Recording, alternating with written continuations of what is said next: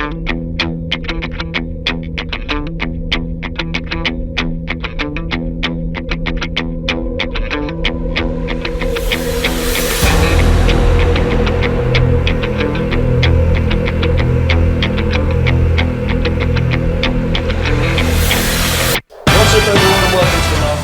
podcast. This week on the show, Tom with his great socks. Alright. The socks in shop? Not sure, I'll give him a quick Stretch flash. Your leg, yeah. There we go. Then we're out the way. Boy. Professor Mike. Good morning. Laura Nutley. Yeah. Me? No, I'm thinking that. No one ever introduces you. You're just like, oh. I'm here. Yeah. He's the host, isn't he? He's the host with the most. Oh. All right, back for some more shenanigans on the Nutley Jitz podcast. Nice. I'll be honest, I didn't bring a topic today. Who needs topics when we have the topic master? Yeah, although topic master. apparently you've got a topic. It's not a topic, it's a question. Okay. What, have you got anything? Maybe. Okay. Depends what We're how all much so time. secretive at Well, the yeah, moment. it depends on. Yesterday she wasn't spilling any beans about her book stuff, was she? Because I was like, Guarded. I felt like we were going to go Guarded's into a the big word I'd therapy use. session and it was a bit weird, wasn't it? How's everyone's training been this week? Good. So far, so good. I hit sparring rounds Monday, yesterday, and a little bit of lifting each day. Nice. Classes have been busy, which is good. Have you found it? Good. Body's screaming now, like, and that's, I just said that off air there. Probably, it reminds me of probably what someone who starts jiu-jitsu feels like when your hands are aching and your ligaments are screaming and you're walking downstairs and every eccentric movement you're like, oh! It's just like, yeah. That's happening to me at the moment. Like, over the last 5 years of jiu-jitsu, like my knuckles never really have hurt much, but now they're starting to really like hurt and swell. But I'm not sure if it's because we're doing like, Arthritis. Says you. We're doing like a lot more stand-up training where like I feel like I'm more focused on the grips, whereas like on the floor I almost avoid gripping too hard just to save my hands. The other thing I think that'll be as well is that something that you don't, everyone's levels increasing. So you have to grip more, you have to grip harder, you have to be more dominant with your grips, and it's something that you can't. It's not a metric you can see, but you'll just feel that. Wow, I feel a bit more tired today. Yeah. And do you think as well, with people levelling up, do you think people are more focused on grip breaking? So there's more snapping, having to grab. Yeah. Okay. You just have to be more accurate and positive with your gripping, because if you lose the grip fight, you lose the match. So when someone understands that, when your opponent understands that, and they're now engaged in a grip fight, once you get the grip you want, you've got to keep it, and they know they need to get rid of it, and then that's where the grips start to burn out, I think. Especially against Lauren's, the Utley collar launch, which is a variation on the collar drag she's invented. Is that where you swing them around 3 times first and then throw them to the edge of the mat? Yeah. So I'm I like, feel get like it I'm off me, not Lauren. better at that. That's so mean. Do you mean better as in you do it more often and you No, go further I'm round? not launching as much. My did What was the other one? The Lotta Dozza reverse tie Taitoshi. I'm good at that one. My takedown special is on a variation of collar drag is to fall on my side and pull you onto mount. So Well, You that's just Rolls got on that to one. run through the wall like I do. that's my special. I was nervous coming back though. It was a weird feeling. Not nervous. And so, and Kev said to me yesterday, did you love it? I think your relationship changed with jiu-jitsu the longer you're in it. So, because I'm not pissed on jits anymore. Like when you are on your white belt and probably a blue belt still, like I was, where you do love it. And it's a different relationship with it. I was like more relief that I could still do it. My body still moved well. My instincts are still there. I need to sharpen up, I need to tighten up and get fit again. But it was more relief that I could still do it, because I want to do it, not because I do love it, but not in a lustful way. Yeah. I love it because it gives me that constant challenge and development. And so I didn't want to not be able to do that again. Do you know what I mean? Or be so far behind that it'd be a real struggle to put the time in to get back to where I need to be. So I feel I've lost some, but not all. And then now I can plan a rebuild. And on this, I was chatting to Professor Adisa last night. So I'll announce now where I'm at with Jitz. Cool. Because we were talking about the Barata Plata and all this kind of crazy stuff. And we said, how'd you get it? You roll off the mount. I was like, I don't roll off the mount. I go one other place, and that's the back. That's it. And me and Professor Adisa were talking last night. I'm going to really hone in on the fundamentals. I'm going to try and refine my fundamentals to the absolute most precise I can get them. Close guard, mount, back, and just be really good at that stuff. And so I can stay in the mix with all you young sponkers who are doing all this other stuff. Spunkers. But also I think it's important that... That's Lawrence Key. Also I think it's important as well.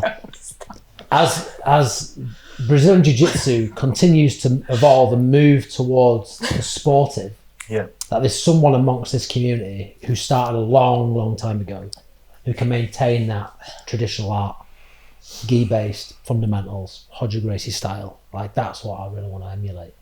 And so it's good for our students because you'll have that. And you'll have him who can modernise and, you know, do all the Danaher stuff and the new stuff. And I'm quite happy to be that Mauricio Gomez figure, the old fat guy who just, sorry Mauricio, I didn't mean fat. That's not Mauricio. Who just sits in the corner, then comes out and shows you something like just a nuance on a grip and it blows your mind. Like, that's what I want to be. And that's exciting. Yeah. So I'm going to go right back to the drawing board and be doing close guard arm bars on people. I don't look forward to that. But I wish you well. That's a really cool. That's a really cool and definitive goal to have. Yeah. Do you feel relief for having defined that goal for yourself and be chasing it? Yeah, because when I went on, you asked me in the other podcast, when I went away, it was like, oh, you're going to do, you asked me, you're going to do the Europeans. I'm like, no. Yeah. I don't think that's my role anymore. I love actually the idea of Mauricio in Hodges Academy teaching GB1, or their fundamentals program. Like, I think there's real benefit to that, in giving the newer students the absolute best basics, because they always underpin all the fancy stuff. You always go back to that. When you're tired and when you're fatigued, or if you're in a street fight, you ain't barat plotting people in the car park outside Co-op. You are taking them down with a clinch takedown, mounting them, and holding them down till the cops turn up. And so that's what I want to make sure we maintain. And I think it's a lovely mix, that. Do you not feel though at a certain point, like probably even blue belt, you'll be able to do most of the fundamental things to an untrained opponent outside Sainsbury's anyway? Yep. But for your level, do you not find it more interesting to learn the newer stuff coming in and keep that kind of freshness of jiu-jitsu? No, I feel like I want to understand and maintain a knowledge of the concepts around the new things, but the concepts don't really change. Like, the concepts of fundamentals are there. So I'll have an awareness of it, and so maybe like an anti-leg lock game, but I'm not going to engage in being a heel hook master. And the other reason for that, I was chatting to Odissa again last night, is he's seen in America, and I think we've seen here as well, and we talked about my knee ligament injury on the ocean, which I think was a hangover from an injury here in the GB3 no-gi. Yeah. It's putting people out of jiu-jitsu forever. They're getting the LCL ripped off and they can't come back. So at my age, at 42, I don't want to be trading heel hooks with people in a competitive sense, personally. I think there's still, and here's where I'm at, man. Yes, there's all this new stuff, but there's so much more you could do with what you've already got. Like, you could make, I'll never be able to do a triangle like my professor, but it's a nice little ambition to have. Like, it's so good that if you get someone in your close guard, they're just like, oh no. Do you know what I mean? That's what I want. And there are levels to things, aren't they? For example, you said you don't want to be keeping on top of things and moving with the winds of change, but the black belt will have such a deeper knowledge of a position as well. So presumably you can never know too much or go too deep on a position. There's always refinements that can be made and so on. So new things can come out of old techniques, can't they? The small variation on the grip or whatever that will blow your mind. So there are new things to be learned about old positions. And that's what I honestly see, that's kind of your role here too. Like I was saying to Odissa last night, I think it's quite a nice, for our student base, it's quite a nice dynamic to have someone who's 42, who started jiu-jitsu 22 years ago and is interested still in being competitive within the academy and developing his students with a really strong fundamentals base and traditional, if you want to call it that, jiu-jitsu. And I would say Hodger, for me, would be the apex of that. Close guard, sweep, mount, strangle. We'll take the back. But then yourself, who's 15 years younger, who is really interested in what's new, I think that's a really lovely mix. And so actually, if we're both doing what we really enjoy doing, all our students get the best of both worlds. For sure. I'm just thinking of it in like a personal development level though, in terms of like, and it's an endless debate, isn't it, of like, would you want more breadth of knowledge or do you want the depth of knowledge kind of thing? And ultimately there's no right answer. I guess I'm thinking for you, like, to improve 1% on your closed guard games, that's like a lot of work. That might be like a 3-month kind of, you know, time period of time. Whereas you could improve on, let's say, like whatever you feel your weakness is in your game in a much shorter period of time, if that makes sense. You could, but I think, yeah, you're totally right. But I would counter that and say, if I think about the closed guard game, then I'd say, well, what happens if someone does stand up? So that even like stopping people standing up in your closed guard is something you could really get phenomenal at. But what happens when they stood up? Where are you going to go next? So for me then, in my mind, I'm already thinking, well, your legs around them, it's De La Hiva sit-up guard. So that's my next iteration. So you will branch out, but I think it's never going to be, I'm never going to roll off the mount. It's just not who I am. Even if the submission's there, like, I'm really not interested in it. I personally would rather my jiu-jitsu, and that's the expression of the art, isn't it? My expression of the art is domination in that position to a point where it breaks the will of your opponent and the submission is presented to you. That's how I conceptualize it. Because I do, again, talking to Adissa last night, I always used to say that I didn't want to teach anything to anyone in the gi that couldn't be done probably in no gi and most definitely out in the street. Because I think that's just the way I've been brought up, and I've got to stay true to that because that's my jiu-jitsu. Yeah, I think it's exciting. For sure. I think for your point of like, I agree. Like I you know, Mount's probably my favorite pin as well. But there are times where like I feel like Danaher talks about there's no real perfect pin, but there's perfect pinning. Yeah. And it's the transition between your pins that makes any one pin the strongest. So like I know like there'll be like particular time. So let's say we're doing a roll. I know that if I'm trying to get a crossface underhook and I can't get someone's using my underhook, I can't get their elbow above their headline. Let's say they lock their hands in a bear hug around me. I'll likely dismount and go into a Kimura kind of game because I've got the underhook because I've locked their hands around me.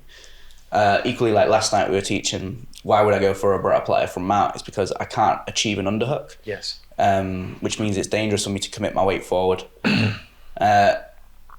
Or like then it was like, okay, well, I can't even get any kind of separation from elbow. So it's like, all right, I'm going to backstep into their legs because they're just playing such a negative game. Now, that might change on like Mike's saying, if this was a no time limit sub-only match, I'd probably just stay mounted and just keep, you know, because you've got the time just to wear someone down until they eventually make a mistake. And I think this is your philosophy too, like ultimately, we are trying to, you know, fatigue makes cowards of all, and we want to really tire someone out so they're making those mistakes. But the ultimate aim is always to submit. And when you've got, Danaher also talks about there's like 2 opponents in the match. One is your actual opponent, the other one's the clock. So like, if your ultimate expression of jiu-jitsu is to submit, you hear like a lot of guys like can win a match, but they'll really disappoint. Like Giancarlo at ADCC didn't submit on his one of his opponents he finished with like on the back with like a rear naked choke arm, and he was like really pissed off because he didn't get the submission. Not like an amazing match. And ultimately, if you don't submit but you're very positionally dominant, some people might see that as like, I didn't express my jiu-jitsu fully. Yeah, see, I disagree with John Danaher on that because, and again, talking to Dis last night, we talked about this. For me, time in the position is king. It's not about the submission within a 5-minute time frame because the fight outside might last 3 hours. So for me, if someone's got their elbows in tight, I'm trying to figure out how can I get them to move their elbow? If I can't move their elbows, what can I do which makes them move their elbows? Can I start to threaten the neck? If they don't do anything, I'll strangle you. So you have to move your, there's now a gap. So it's trying to build time in that position. So, and clock up hours in the mount. If we go to mount and our ultimate aim is submission all the time, we get to mount, we submit, we get off. You've now got 30 seconds in the mount.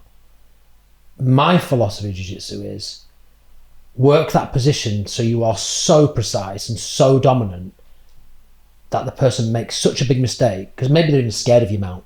Like, I used to be scared to death of Tom Harris passing my guard, because if he got knee on belly on you, it was the most brutal thing.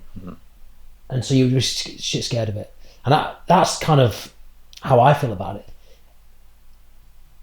I think if you're a competitor and then submissions are probably for you, again, that apex of what you're trying to achieve. But for me, jiu-jitsu it's not about competition, it's about life and about everything. And I'm trying to clock up hours in the mount, or hours on the back, or hours in close guard. So I've experienced all the possible, and this was the conversation last night, do you drill or do you roll? Yeah. You could do both. But when you roll, if you give yourself lots of time in that position, you get presented with all the different options that your opponent might present you, and you get to come up with answers for them. But you can only do that if you spend a long time there. And I think that's the danger of people getting great positions, hunting submissions really quick, submitting them, but you don't actually get time. If you spent time there and slowed down a bit, maybe they'd have done something that you've never seen before, some kind of escape principle, and then you could counter that, and then you've got that. I think that's where Hodger talks a lot about how important for his mount development specific training was, where he'd just do 100%. countless hours of just mount rounds. Totally right. And that's how he also talks not only how good his mount top is, but how good his escapes are, which is like something that's, people forget to talk about with Hodger so much. He's not been submitted in competition since like blue belt when he was 16 or something. Well, that's something else, again, going back to fundamentals that I want to work on myself, is that, so last night I got caught a couple of times. Like, I don't want to be submitted. If you can get that game where you're so secure and you're good at escapes and bad positions, you're really good at defending. Again, that's a fundamental of jiu-jitsu, right? To be safe. And we were talking about, on the specific training, we were talking about upcoming changes to the schedule and GB3 live training, which we want to bring in at some point. We won't talk about this in detail yet because we're going to announce it, but Cool. That GB3 live training for me isn't an hour of just free rolling. There's a bit more structure to it, where we're pushing those blue belts to spend time in those positions, and we're challenging them with specific scenarios like we do in comp team. So we might even mix comp team and the GB3 live training in the same session to create a more specific adaptation to their development, rather than just saying pick a partner and roll for 6 minutes, because you'll naturally gravitate towards either your A game or your B game if your opponent's dominant. And we want to say, no, 2 minutes, you're down 2 points, we want you to try and get 2 points back, or whatever, like you do so on in comp team. So I think that's exciting for our experienced students, because they're going to get more of that from us. I think that's a great idea, and from recent experience, Laura and I have been focusing on De La Riva, for example, and our game in that regard has improved. And it's kind of a simple and obvious point, but you will only get better at something if you practice it. And so specific training may reveal that nobody knows how to escape the crucifix hold, or nobody knows how to escape the Kamo. Well, the only antidote to that is spend more time in the position. And it's an uncomfortable confrontation with your ego to realise a weakness. And I think it's human to want to turn away from it and bury your head in the sand and say, well, I'm never going to be putting the crucifix ever again, so don't need to worry about it. But if you want to improve, you have to focus on your weaknesses to raise your game up. So I think the specific training point is great. And I think there is a trend, particularly with the blue belts at the moment, saying, can I start in bottom mount and I'm going to practice my escapes and so on. So I think there is that sort of vibe going around. But specific training, I think it's the one, isn't it? To sum it up, I think, as Jordan Peterson talks about, you've got to have an aim. You've got to know what you're aiming for. If you just come in to jiu-jitsu, as I've done for many years, and therefore I've had a stagnation in my development, where you're just doing jiu-jitsu for the sake of it, which is fine. There's nothing wrong with that. But if you want to develop and get better, you must have an aim, because you must be working on it. And you've got to know what that aim is. You've got to pick it, and then you've got to give it time. And I think a minimum of 3 months probably commitment to some positional development would be ideal. That was going to be my question. That was going to be his question. And Coach T had touched on it as well. What's better, a wide breadth, jack of all trades, master of none, or a specific depth in one position? Well, I think it changes depending on your experience level. Because as a white belt, you don't want to be just focused on one position. You need to experience all aspects of jiu-jitsu and have just a little bit. But as you start to become more experienced, I think blue belt's the belt, and that's why a lot of the time spent at blue belt, it should be trying to figure out what you enjoy doing, where your big holes are, and what you want to focus on. I think at the highest level of competition, the best guys are usually a jack of all trades, a master of about 2 or 3.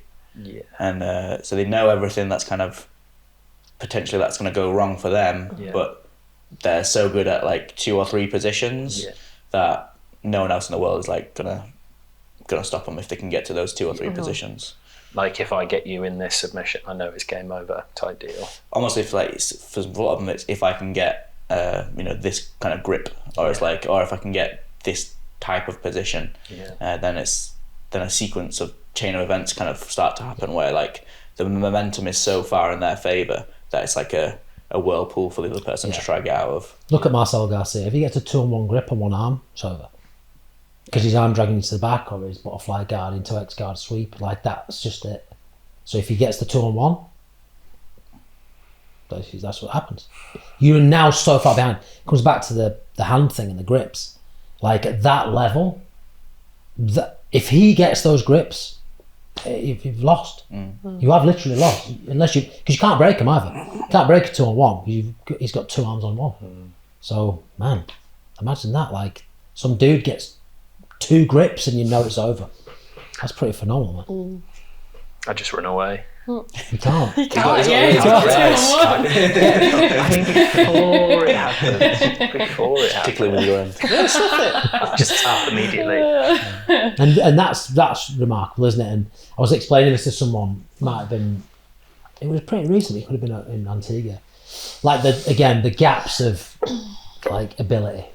Do you know what I mean? Like if you can if he's that good, he does that to every competitor he pretty much has ever competed against. Like even like Victor, he beat him in ADCC. Just beat everyone. One of the best of all time. That level's so high. It makes your recreational black belt like me just look like he's never even done jiu-jitsu before. And that's great. And then compare that to your man on the street. It's ridiculous. Paul Marcelo's got cancer at the moment, doesn't he? Has he? Yeah. He's got throat cancer, I think. Wow. Didn't know that. Might not be right in the throat cancer, but definitely has cancer. Wow. Wish him well. Hope he recovers. Yeah, legend. That'd be a good guest on the podcast one day. Marcelo. You can hook us up eventually. Tell you, it'd be really good. Paul Schreiner. Yeah. He was his head instructor in New York, who I spent time with. He, in my opinion, one of the best teachers I've ever seen. Unbelievable. And the way he taught the fundamentals program in Marcelo's. Marcelo handpicked him from Brazil and brought him over to America to do. Phenomenal. He's got quite a few instructional ones out, doesn't he? Yeah, really good. I've got them all. I don't buy instructions often, but if Paul Schreiner brings one out, I buy it. Connection reactions topics, isn't it? Nice. All right, Lazo, what was your secret topic? I don't really have one. It's a lie, is it? Right, I've got one. Is this Well, your Lauren question? thinks of one. Well, my question is, and it's probably, I don't know if you've asked this before, but how shall I frame it? Well, you could either, what do you hate or dislike the most about jiu-jitsu? Because we always talk positively about it, but with anything in life, there's good and bad. I'll tell you mine. Yeah. Go on then. It's the impact it has on my sleep.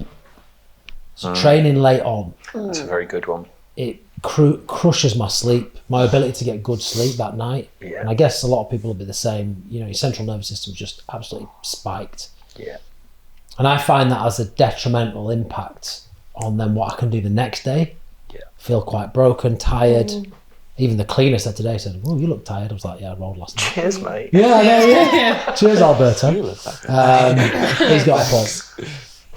So that for me is the one thing. And I think if I could just train at lunchtime classes and then deregulate all day, that's probably would be better for me. Do you get it with classes, attending classes, which I appreciate you don't do that often, or even teaching, or do you only get it with rolling? No, it's only with rolling. Yeah, okay, that's the same as me.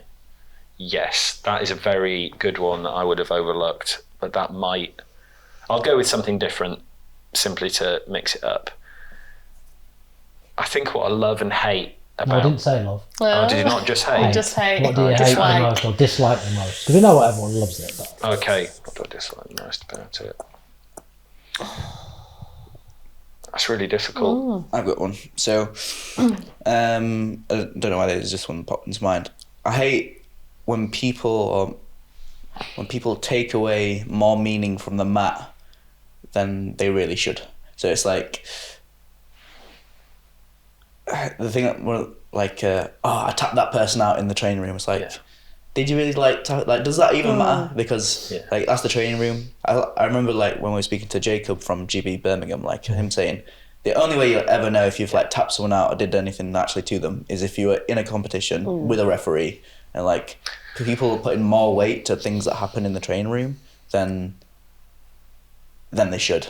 Frustrates me. Or like people trying to brag about something they did in the training room, Matt. Like, well, go do it in competition and I'll be impressed. But like, otherwise, that person, like, I might be rolling with you, Tom, and I go, oh, right, sweet, Kimura, Tom. Like, Tom might have been trying to practice his Kimura escapes in the first place or something, like giving me the position. I don't know. But people add a lot of weight to, or like, they'll try, same for specific training, they'll be like, right, I'm going to win every round of specific training. It's like, you've missed the entire point, really. I think just thinking about it, mine is an offshoot of that, which is you can be on the mat having a flow with a group of people in succession, and then you may come across an opponent who, for whatever reason, is just out for the kill, and maybe will go so far as intentionally disregarding your safety simply in order to advance their position, sometimes not even meaningfully. And I think that's about losing awareness and, not looking after your opponent. But the interruption to the flow of the energy of the evening is so stark, and it's such a negative feeling that I would actually go as far as to say it's toxic. And I think that always leaves such a bitter taste, because it removes it's obviously a combat sport and you're out to, position all the rest of it, but you can do it in a way which is fun and playful. And for me, that removes that essential part of jiu-jitsu. I think that is what I might say this though, everyone does that. Everyone does that as a white belt. You've done it. Yeah. You may have done it. Yeah, but it's when people continue it, I think, through the belts when maybe they should know better.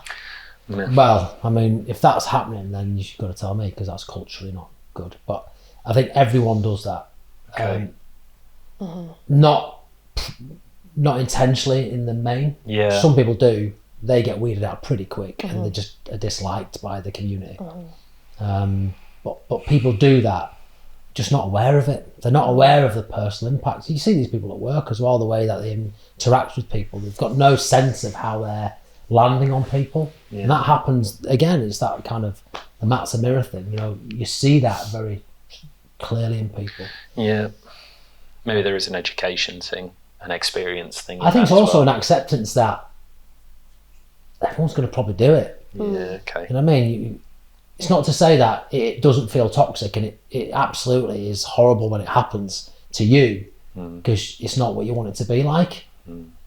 But we have short memories in jiu-jitsu as well, and we forget. Well, I know I do. That's a good point. Actually, a year ago, as a blue belt, that's what you were like. And you'll know, because I would have had a word with you at some point about it. Or just 5 minutes of knee on belly. Or 5 minutes of knee on belly. That's a learner.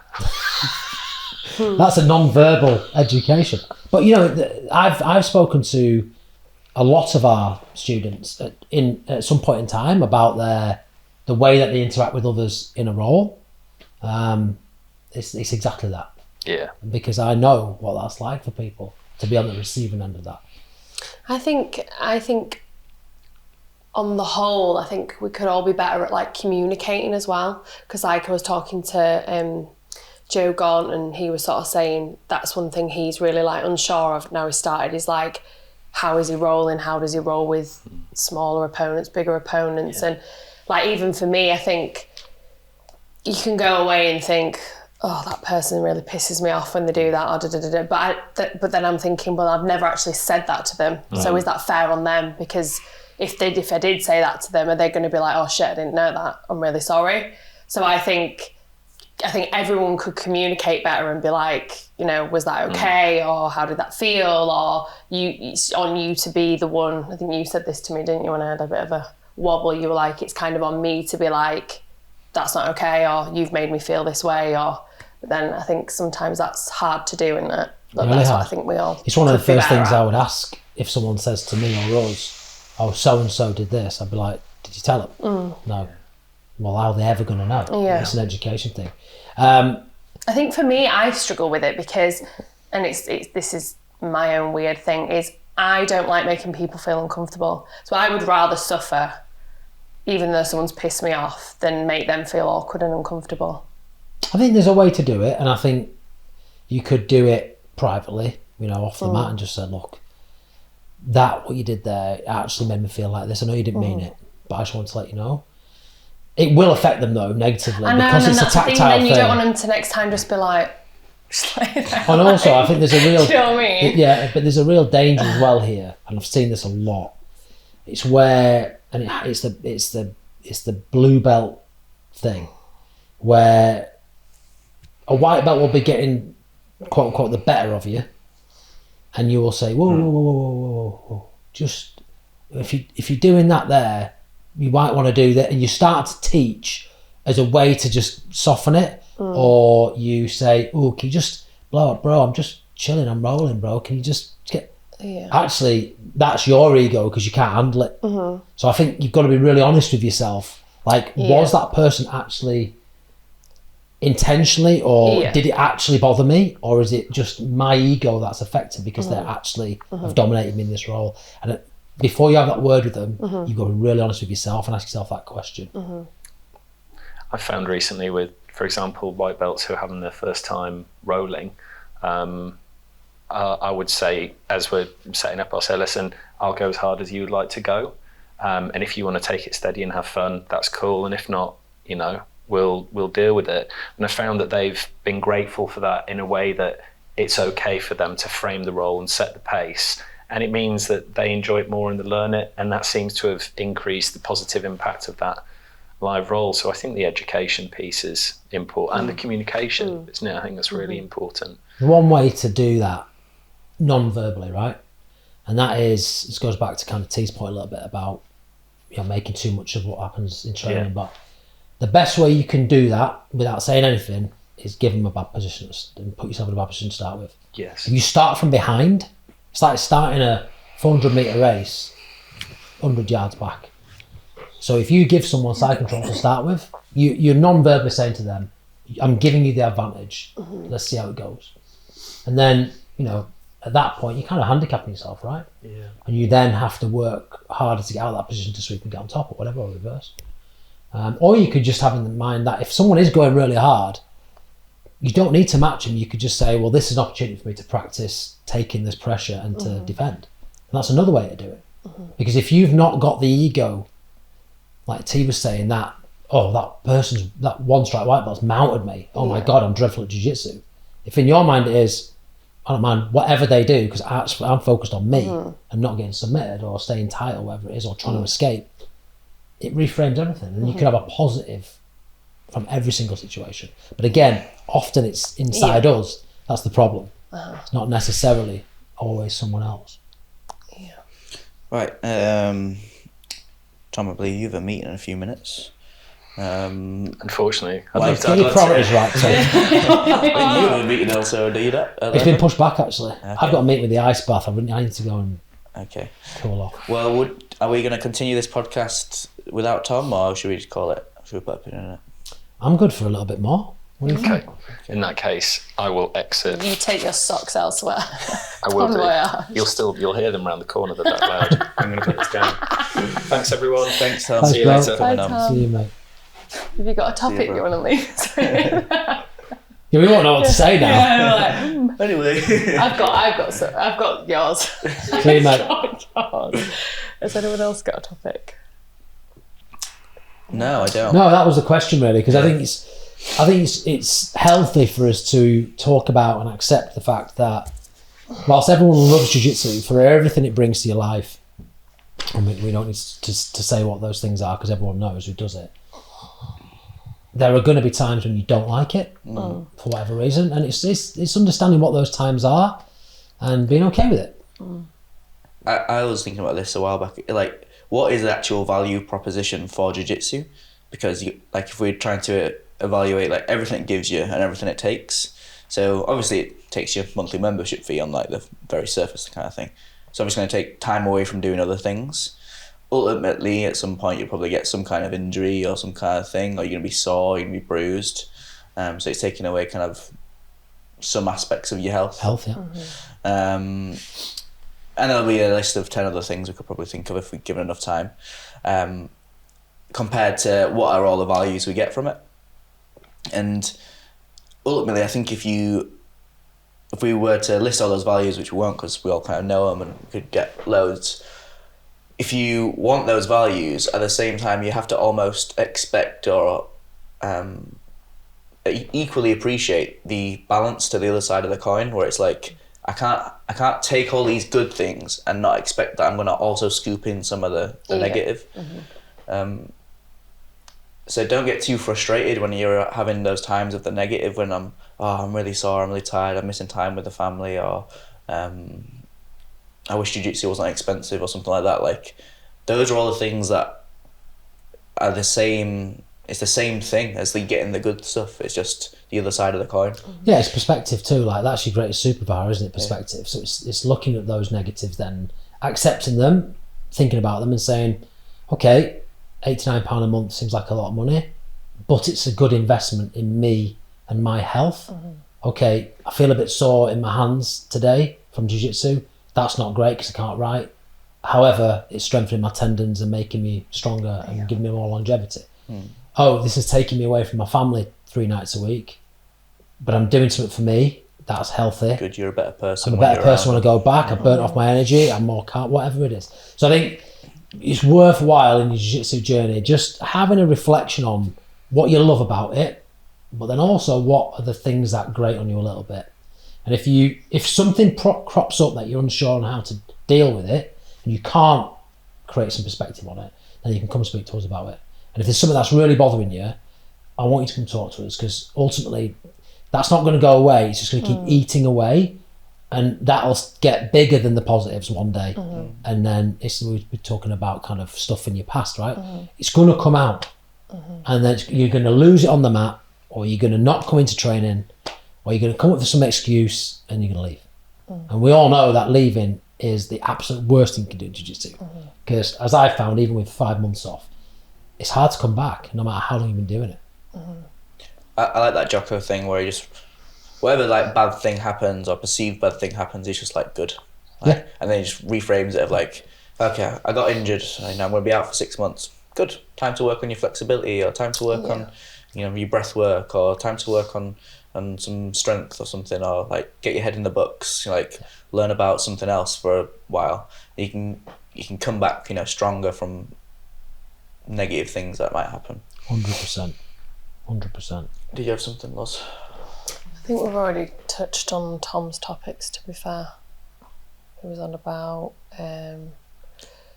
We could encourage people to send in some things of their own. Like, I think that's be a nice thing to do. If you've got something that you want to learn about or hear our take on, or something you've been wanting to ask myself or T personally, but you've perhaps not even... Maybe you don't feel comfortable speaking to us face to face because you want, for whatever reason, you can email us in info at, and just send us in some questions. Yeah. And we'll we used to do it where we put, like, before we do a podcast, we'd stick a Instagram story up, just being like, any questions you want to...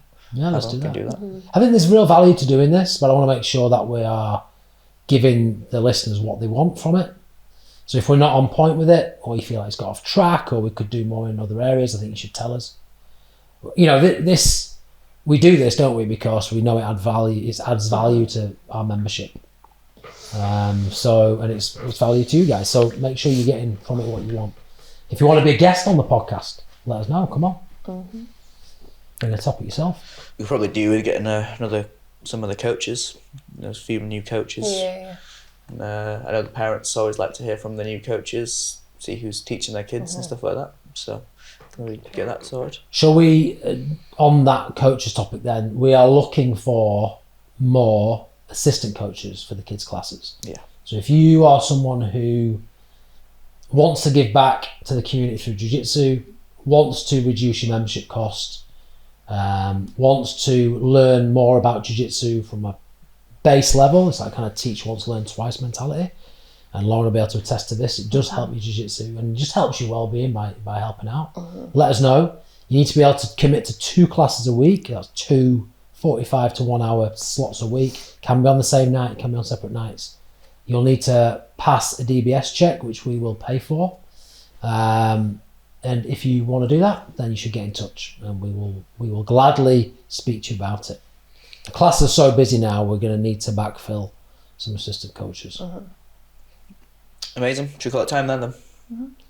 Yes. Awesome. It's about 45 minutes. That's good. All right. Hope everyone's enjoyed the show. Until next week.